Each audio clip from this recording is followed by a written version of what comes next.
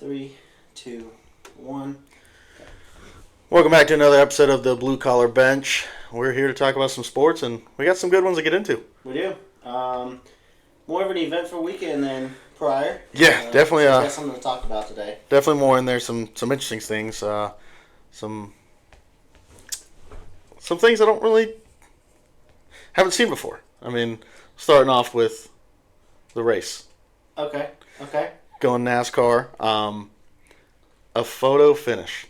A photo finish, and ironically, it was. I know a lot of people are already talking about it, but it was almost identical to the photo finish in the movie Cars. Yep. Just minus a tongue. Minus a tongue and eyes and mouths and all that. Well, they had it inside the car. But no, it was definitely an interesting final laps there in Atlanta. Just like Daytona, there were a couple wrecks. There were a couple wrecks late, but it was an interesting race there at the end. And I don't think anyone expected a 3-wide. Anytime you see 3-wide, 3-wide's always scary. It's always because NASCAR. you know it's going to get loose, and you start looking at the drafting and the wind and everything. But especially in Atlanta, because last year I know they just recently repaved the track, and a lot of racers didn't like the track after it got repaved. well, they added to it, I think, so it was actually higher up, so there was more room. But it was an interesting finish there, and I think it was Suarez. So 3 racers, photo finish. Suarez won by .003 seconds ahead of Ryan Blaney, and then Suarez was .007 seconds ahead of Kyle Busch. Like all within 1 second. It's crazy. I mean, it was the perfect photo finish that you had to look at, and nobody even knew who won watching it in real time. It's always good to see a checkered flag finish rather than a white flag caution. Yes, it was nice to see that, and Suarez wasn't even in the picture coming into the last 2 turns. No, he wasn't. That was the crazy thing. It was Kyle Busch, Ryan Blaney, and it was theirs. Back and forth. And their fighting just opened up, and Suarez took the chance, went for it, and got him a win. Yeah. And I don't know if you've seen his celebration, though. The pinata. The pinata. The pinata. And it was also it was cool because, of course, this day and age, NASCAR has cameras and mics and all the drivers' cars. So you could see Suarez didn't realize he won, and so he already got, crossed the finish line, came all the way around turn 1, 2, 3. It wasn't until turn 4 that he realized that he was the official winner. Right. So it was just nice seeing that that celebration. Again, it makes it more like a real human being racing, something that we can connect to as fans. So it was pretty interesting to see. Yeah, that cool down lap, I'm sure, was a little clenching for the 3 of them because they didn't know. I mean, they all knew they were right there. But yeah, hitting that 4th turn and then finalizing that Suarez won. Yeah. It just whatever went through him, the celebration that couldn't imagine. Mm-hmm. I mean, because you're thinking, well, it was a close race. Did I win? And he found out he won, celebrated. It's great to see. It's always fun to see different drivers winning. It keeps the races interesting. It keeps the season interesting. You don't just got one guy winning everything. Yeah. But yeah, that was definitely a good race. Looking forward to the next one. I believe they're in Las Vegas this upcoming weekend. Yeah. Which that should be another good one. Hopefully some fewer accidents that take racers out. Yeah, that's a big thing. Is you want you start with 40, 43 drivers. Yep. You want as much of them to be able to finish the race as possible. Obviously, I know a lot of people watch for wrecks. That's where the excitement is. But you never want to see people crash, especially in this day and age with these new cars. They're very light, so it doesn't take much for them to flip over and catch air, and that's probably one of the most terrifying things to see in the sport. Yeah, because it's no control. I mean, once you're there, you got to go for the ride. Yeah. You got to go for the ride. So, it's definitely an interesting race. Good race at that. Hard racing. Something that hasn't been seen in quite a while. You always had a clear winner or, a caution white flag that just whoever's up front, like they had in Daytona. Yeah. Some good races. On top of a good race, going back into Supercross. Yes. It was thankfully Supercross is back, and Arlington did not disappoint. Did not. It was Great track. It was a great track. I think Dirtworks did a fantastic job laying everything out. I know one thing that they are probably going to be going to the drawing board this week due to an unfortunate incident with Austin Faulkner. Yeah. Which, it is good to hear. He came out. He stated, I think after landing, straight on his back onto the concrete, he stated he has 2 broken vertebrae and a broken scapula, but nothing that's going to require surgery. So it's all going to have to heal on its own. Yeah, which is good. Definitely, the lack of surgery is going to make it where he could come out sooner, back into the race. Which I'm sure with those kind of injuries, is still going to be some weeks, months down. I don't know. Yeah, I don't know if he's going to be back for the Supercross season. He might be back for the motocross season, the outdoor. I'm not sure. They haven't released what the time frame is yet, but. Right. Anytime it's a spine-related issue, you definitely don't want to jump the gun on that. No. You also know that his CT, his head scan came out clear, which I think was a big worry for everyone after seeing his crash. The crash, and like you're saying, going back to the drawing board with it, the reason being, when he crashed, started on dirt, flew into a portion of concrete. Yeah. Which is crazy to see because, as you know, fairly new into watching it, and it was just, why did they not have that covered? And it's one of those things they probably never would have thought they needed it. That freak accident. That type of wreck does not happen often. Like people knock down, they fall down, get pushed down, but you're normally right here. Yeah. You're not 3 jumps later. So now I definitely think that they're gonna. The AMA is probably going to look into it. Either start having dirt all the way to the foam wall, or just have foam out there. If dirt isn't going to stretch it all the way across, you definitely don't want, just bare concrete just laying on the side of the track. Yeah, no, it's definitely it was definitely crazy to see. I mean, him falling on the concrete, but another thing just to give props to is just the equipment and the safety gear he had. I mean, it could have been way worse. Oh, it could have been way worse. I mean, and if this was motocross and the 80s and 90s, where it was just one small chest plate is all you had, it could have been a totally different story. Yeah. But with it being, this day and age, now obviously the bikes are faster, the jumps are higher, and that's why all this larger safety equipment is needed. Right. But it definitely did help with his, I guess, size of the injury. It's all that equipment. It definitely helped limit what could have been, which was a good thing. Outside of that, not to take away from it, but enough with the injury. As far as the race winners that came out of that, because Faulkner was leading and looked like the for sure for the 250. So yeah, and with those race leaders, first of all, congrats to Yamaha getting the 250 and 450 main event. That is huge, especially in this year where we've seen you're going to have a different racer win every weekend. But Hayden Deegan just ran his race. I know he started off in the lead. Faulkner obviously was faster, so passed him.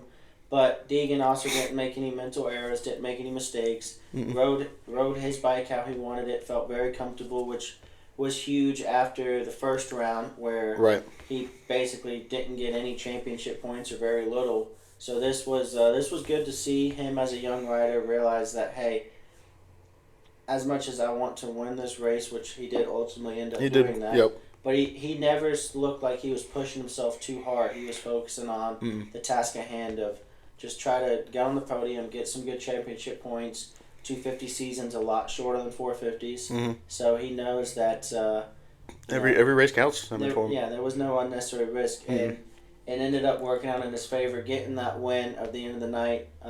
It was cool to see him pay homage to his dad with that Ghost Rider celebration.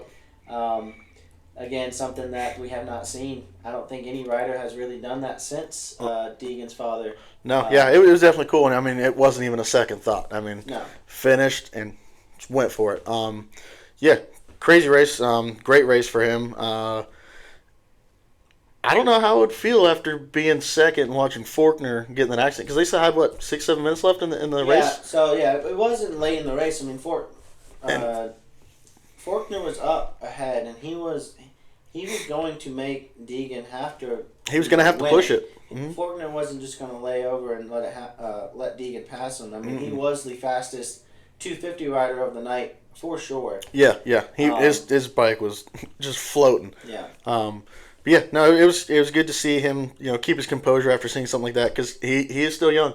Yeah. So to see that happen and then keep your composure and finish the race and win it, that was good to see. I think a lot of these younger riders, are starting to get that mentality of the championship points are bigger than just the one race or that one night, and whether it's the maturity level of the sport rising or just the coaches and team managers that are above them, relaying that information. Either way, it's good to see. It's makes the season more competitive. We don't want to see top big name riders get crashed or wrecked out of a race every weekend. Yeah, you definitely don't want to see that. Up into the 450 though, which has been crazy since race 1. Yeah, so the 450 was definitely eventful in its own way. Didn't have any major wrecks. I know Jet looked fast as always. I truly don't know if there's going to be many riders that can be as fast as him. But he made the mental errors that Deegan didn't. I know we were talking about how Deegan rode a clean race. Jet didn't. I don't know if it was the nerves. I don't know if it was the track deteriorating, which as much as we talk about that, or as much as everyone talks about in the Supercross world, you can't always blame the track deteriorating, because that's going to happen every weekend. And that's what makes the sport, especially in a 450 level, that much tougher, because you're having these larger bikes with so much more torque and wheel spin, and you're racing at the end of the night. So, that track's going to get tore up. Yeah, it's tore. I mean, because you've got your 2 heat races for each 250, 450, the LCQs. 4 plus 2 LCQs. You got 6 races, and then you got the 250 main. So you've got 7 full races going through that track by the time you get to the 450 main. It's going to be beat up. Yeah. It's going to have places that are going to catch you off guard. Jed's definitely fast, but it almost got in his own way. Own way. I think he was getting a little too impatient. Personally, and I think if he were to look back, he might agree with that statement. I don't think he's not going to be the type of rider who's going to let this hang over his head. He's not going to just wear it down. But I do like Cooper Webb's race, because he raced a similar race that Deegan did. He didn't do anything too aggressive. Clean race. He stayed upright on his bike, which is huge. Right. And he ended up winning again in a similar fashion as he did, that Triple Crown a few weeks back. He doesn't have to be the fastest rider on the track. He doesn't have to be the most aggressive rider. He's just going to ride his race and what's going to make him comfortable, and that is why Cooper Webb is a 2-time Supercross champion, because of that mentality right there. And it keeps, and if I remember correctly, 6 times now that he's won there? 6 times. 6 times. Out of 9 450 starts, I think he's won 6 times at Arlington, and I think it's safe to say that Cooper Webb is the king of Arlington. For sure. I mean, that's the guy you are chasing. I mean, every time he's done well. 6 times. I mean, that's crazy. Let alone 6 wins, but 6 wins at one place. Yeah. That was crazy. Great race. No mistakes, like you said. Just ran almost a perfect race. Yeah. Didn't get in his own way. Didn't push it too hard. Didn't make mistakes, which ultimately led to the podium and getting that top finish. And but now we can't overlook another Yamaha rider who has been overlooked all year. He might have even been considered the old guy all year. He has been considered that. Tomac, this is the Tomac that we saw dominate last season. This was the Tomac that we saw, and we thought we're just going to take the championship, by storm. And this was the first time all year that he looked back to his same self. Had the speed to pass everybody in the track basically. He ran up through a lot of riders because he was back there at one point, and I think he just was smooth. I mean, he was outside of the top 15 at one point. Yeah, I believe so. I think after the whole shot he was 16th or 17th, which means, and he ended up getting all the way up to second. Now, yes, Jet's 2 crashes helped that, but to get from 16th place to just a podium is massive, It's especially in this 450 class that we've already said is full of great riders, full of experienced riders, and full of just overall fast bikes and fast racers. Yeah. But it was nice seeing Tomac get back to his normal self. Seeing him on a podium, I mean that's good for a lot of people. They like to see it. And then Plessinger, it's always Yep. good to see Plessinger Yep. at podiums. Oh yeah, He's the fan favorite for a reason. he definitely is. I He think definitely is. He's everyone's favorite in the Supercross world. I don't think anyone's upset with seeing him. No, they want to see him do well. They want their rider to win, and if they can't win, they'll go for him. Jet falling twice though, and still managing to finish fourth. That speaks volumes alone, just for how quick he is. Volumes, and also it shows how big of a gap he was able to get, and that's what's going to make this upcoming weekend so fun out in Daytona. As this is the first outdoor large track. Yeah. We had a glimpse of it in Arizona. Of course, the Cardinal Stadium have a larger space to work with, but this Daytona track is going to have a lot of areas that they can create space. Yeah. The lap times are going to be a lot longer. You're going to see a lot. I wouldn't be surprised if you see almost 17, 18, even 20-second differences between first and second, or third and fourth, something like that. It's going to be one of the first races that you're going to notice fatigue in a lot of these guys, and you can go back into the Tomac. Is the old guy going to show on a longer race? Yeah. It's going to be a good track. I think they dropped the map. Have that out. So I think from last year, I think the biggest people to watch out for, just based off last year's outdoor finishes, are going to be, Jet Lawrence, Chase Sexton, Eli Tomac.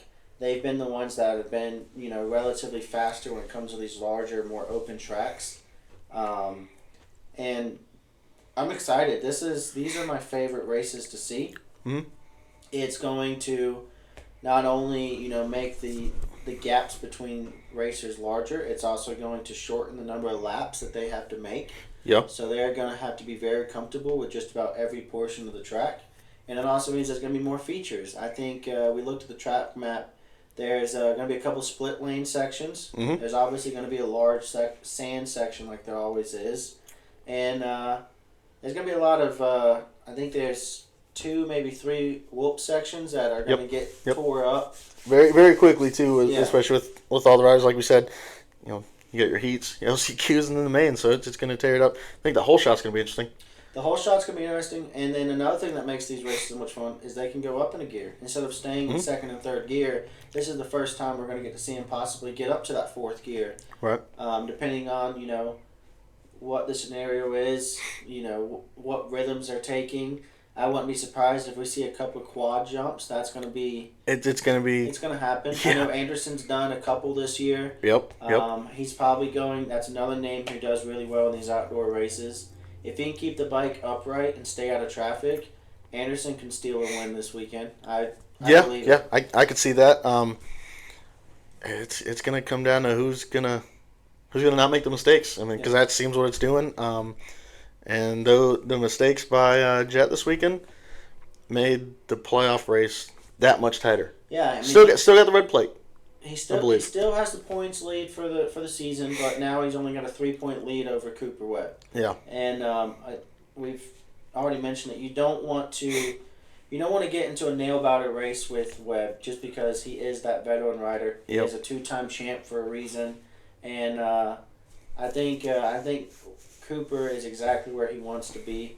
Mm-hmm. He doesn't want to be rushed. He doesn't want to feel too much pressure. He's comfortable just riding his race week in and week out, and it shows that doing that is all it takes to stay in the championship contention. Yeah, and I think he's almost in a better spot because he's not the one being chased. Yeah, he can just sit back and weave his way through, and like you said, 3 points. 3 points is not a lot with the way they've been racing and all the different winners. It's going to be interesting. I think this might separate some of the people or bring some new ones in and tighten it up a little bit more. Mm-hmm. It'll be a good race. Unfortunately, we get to watch it on TV and have a buddy go down there and watch it from the stands. I know. I'm very jealous. I said it earlier. Our last episode, Daytona 500, is definitely on my bucket list, and a Supercross Daytona race during Bike Week. It's a great 2-week stretch. I mean, it's the 500 into the Supercross into Bike Week. It'd be a great time. It's always a party down there. That right there would be enough to make me move to Daytona. Yeah. It's definitely a good time for that. And it's also nice that it's summer year round, but just the racing culture down there would definitely be enough for me to move to Florida. And with that being said, I know Jake Knapp ended up holding off. He did. The rest of the pack to finish off that PGA win down in Mexico. Yeah, and I know we had briefly talked about him in the last episode, scheduling wise. He had 11 birdies in day 3. 11 birdies in day 3, and then he was even par day 4. Yep, had 2 birdies, 2 bogeys for day 4, but it was just enough. So and that's one of those things that makes, I guess you'd say, the PGA a little bit different from live golf. Is that 4th day?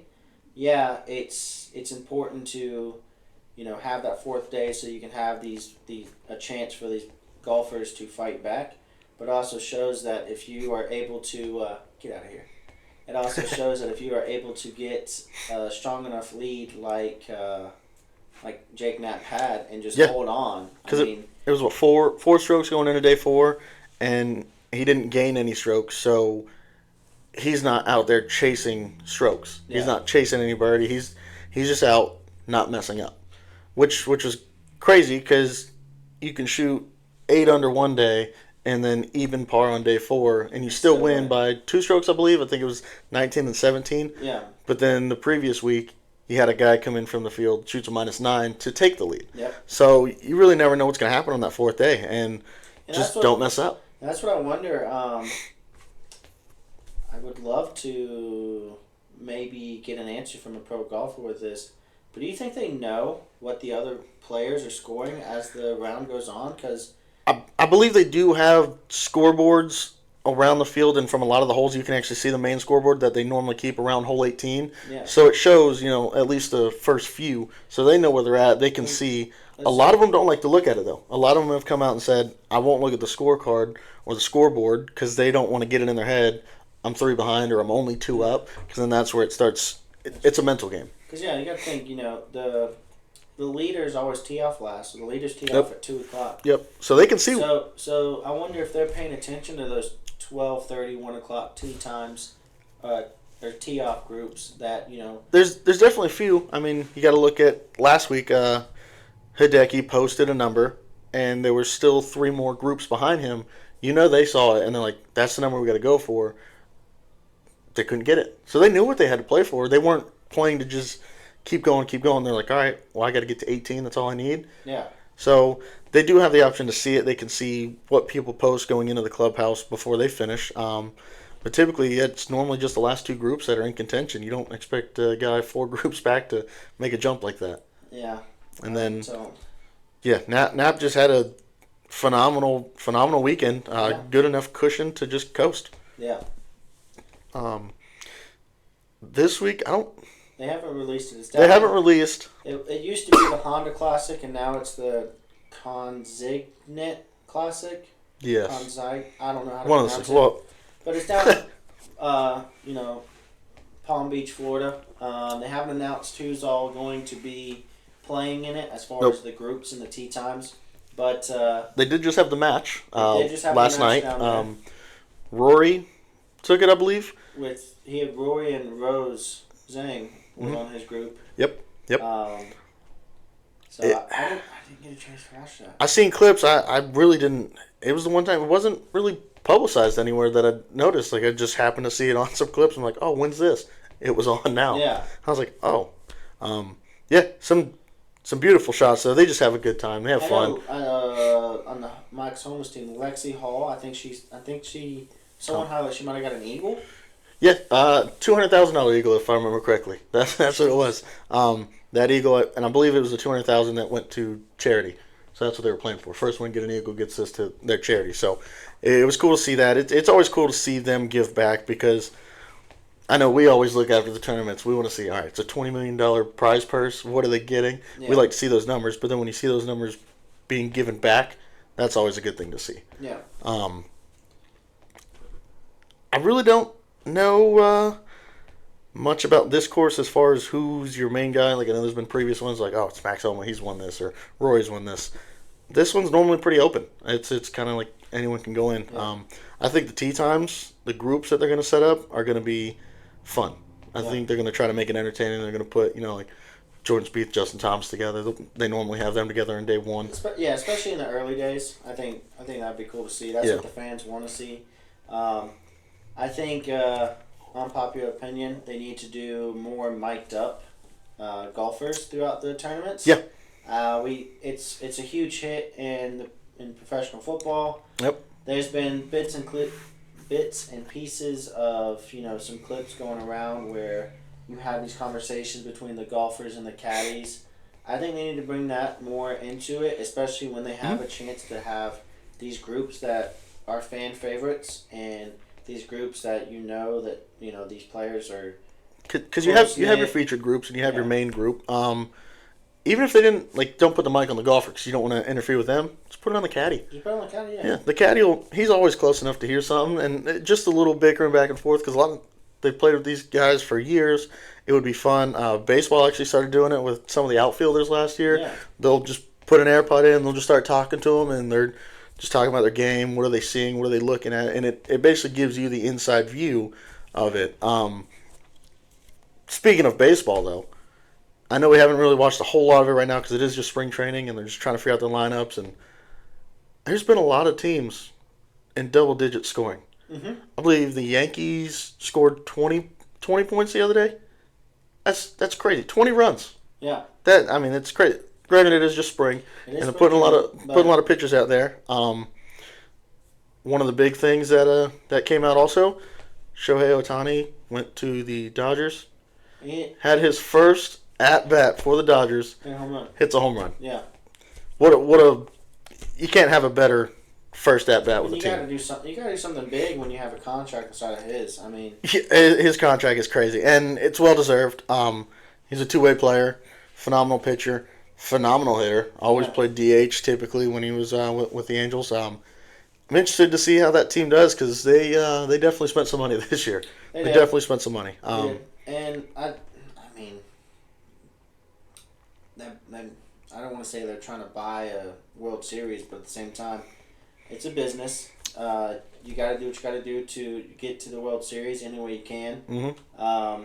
And with 160 something games, you just got to hope that the investment pays off and that you do get that big name player all the way into. You definitely want to keep him healthy. You definitely want to keep him healthy because Ohtani had the injury at the end of the year last year that kind of took him out and set that team back a little bit. If you can keep that team healthy, it's going to be dangerous. They definitely have the hitters. Yeah. It's going to come down to pitching for them. Yeah. It's definitely going to be that. And pitchers against them because there's some great pitchers out there. It's going to be an interesting season. Definitely look forward to that coming up. A little something that'll be coming up here in the next, I believe, 2 weeks. We've got the combine coming up. Yep. So a little closer to home for us because we're big football fans over most sports. So I'm definitely excited to see how some of these players perform. I'm excited to see what some of these projected draft picks go. And to see how they change because a lot of people have their top 5 right now that they've had set for a little bit. Yeah. But if they go out there and just shock the world or do the complete opposite, it's gonna change people's orders. It's gonna change their perspective on it. Or do pull like a Johnny Manziel and show up drunk and hungover to the combine. You could. Or you could be like Anthony Richardson and go out there and like, how high did he jump? How far? What did he do? And that's your chance. I did notice there's a lot of quarterbacks not throwing though. Yeah, which is very odd considering in the NFL.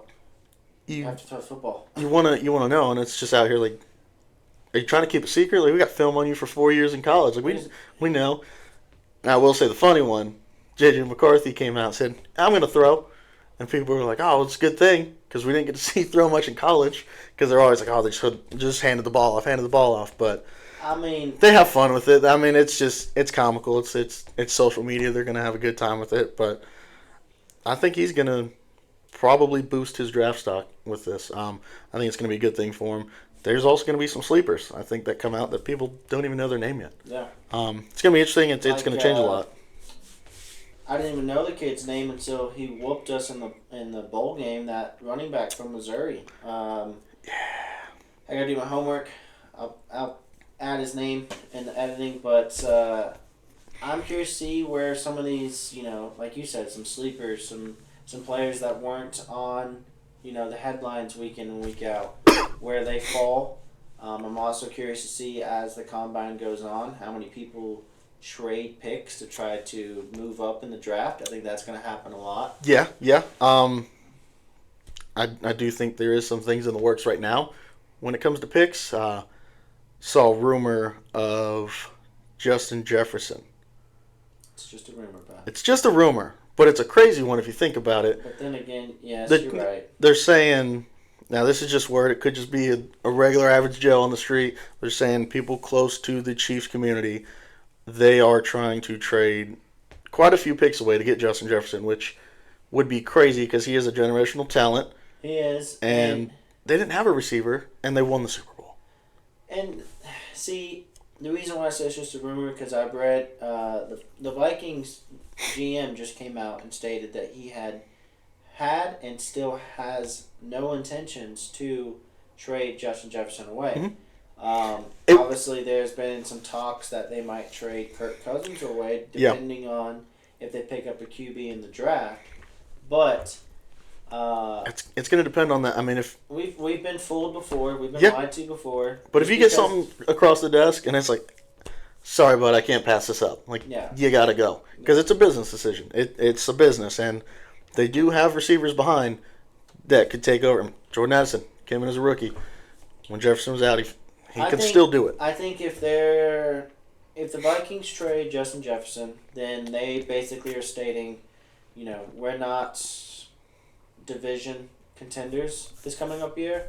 That is very harsh to say, but after watching what Detroit did and then seeing a young Green Bay Packers play how they played, I think that if Minnesota has any talks or intentions of trading any players away, they might basically are telling their organization and the outsiders that we are okay with coming in third in the division again. Yeah, they're going to settle essentially.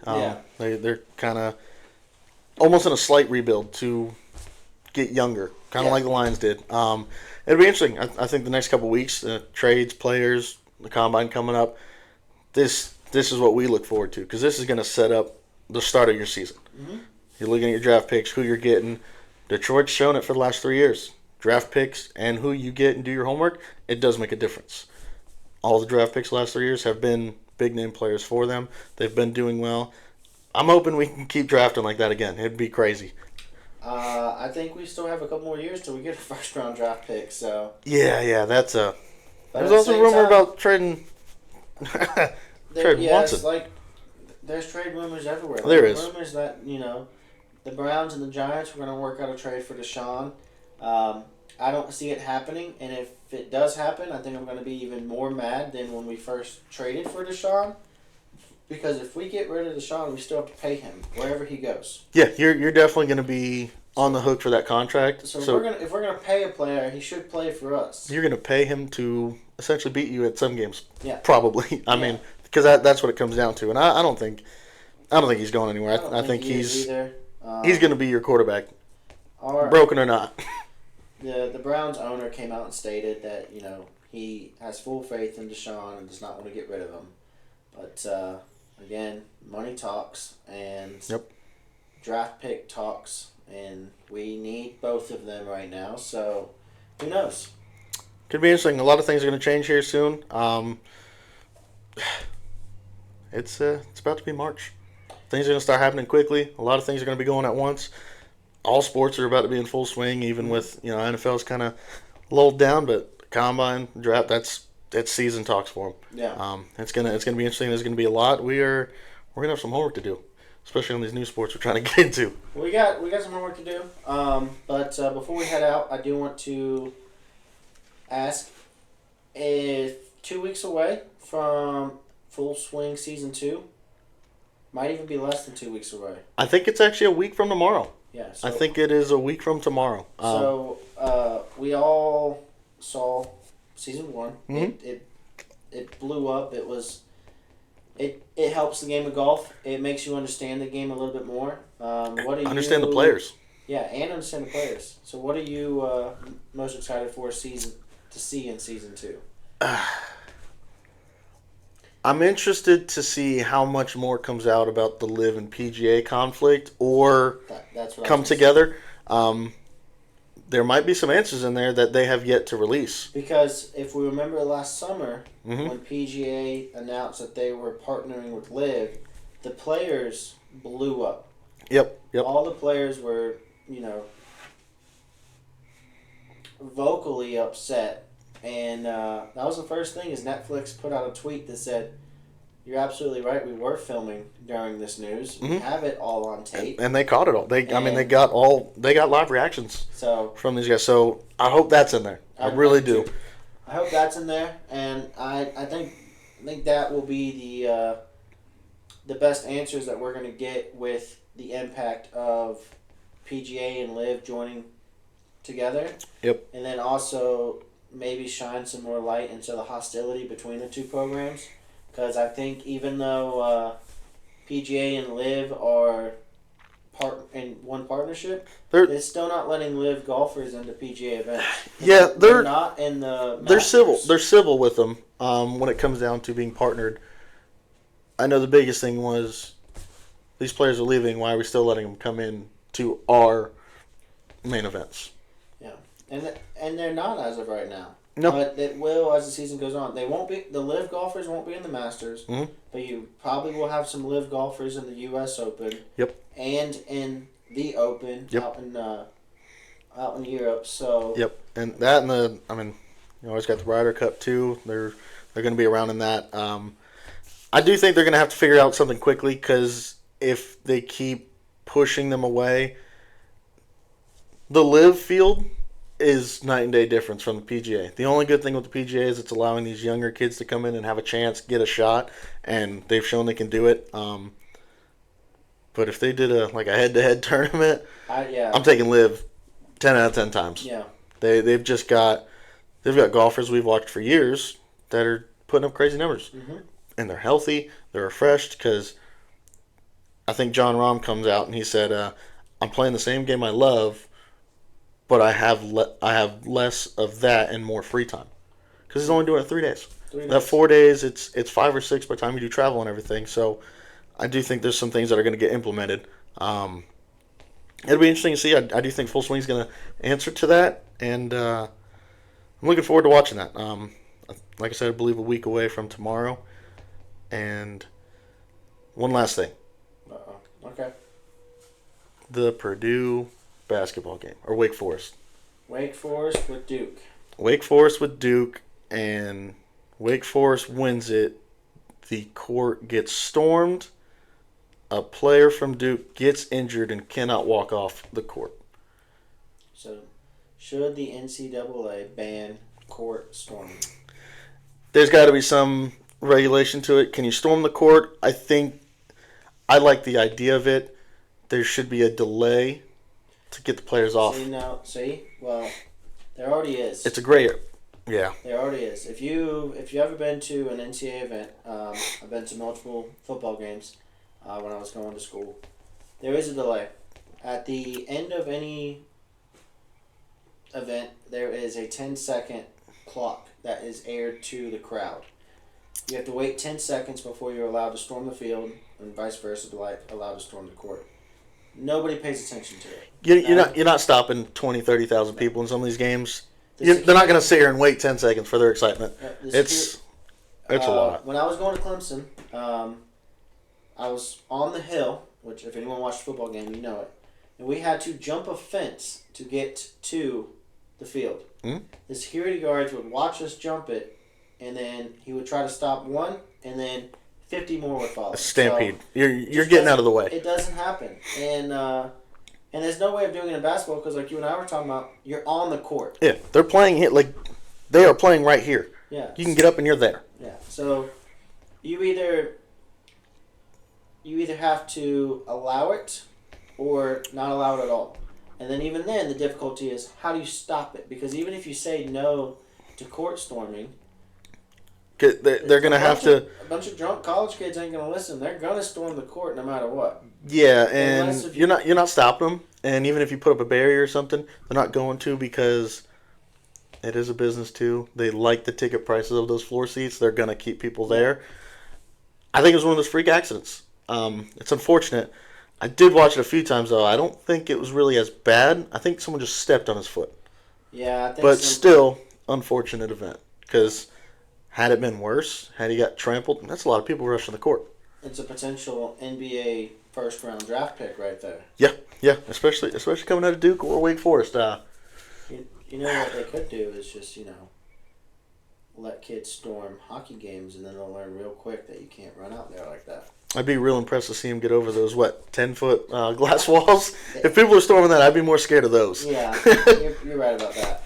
But, yeah, no, it was one of those things, I think a freak accident, but definitely going to draw some concern. I mean, the coaches and the teammates, they were immediately just surrounded the player when they saw him, which was cool for them. It was nice to see that immediate reaction, but unfortunate that he ended up getting an injury that he could not walk off of the court. Yeah, and I know the Duke coach came out and he was, visibly upset. He made multiple remarks stating that he wants a ban put in place for court storming. And then, again, that's one of those moments where you can't be, wishy-washy because had your team upset, you would have rushed. You would have been, even as a coach, you probably would have been out there cheering with the fans or, taking a moment in to realize, holy hell, we just did this. So, it's one of those things you can't ban it no matter how hard you try. The only way you could do it is if you have barriers up, and I don't think they ever will because, like you said, they make a lot of money from those courtside seats. Yep. And people who pay for courtside seats don't want a fence in front of them. So No, yeah. It's going to be one of those things. I think it'll get washed here in a couple weeks just because it was a freak accident. Just to tail off of the basketball, March Madness coming up. Yeah. We're going to have to start looking. I believe Selection Sunday is the 20th up of March. I believe that's when Selection Sunday is. We'll have the full brackets out, and I think we should make one.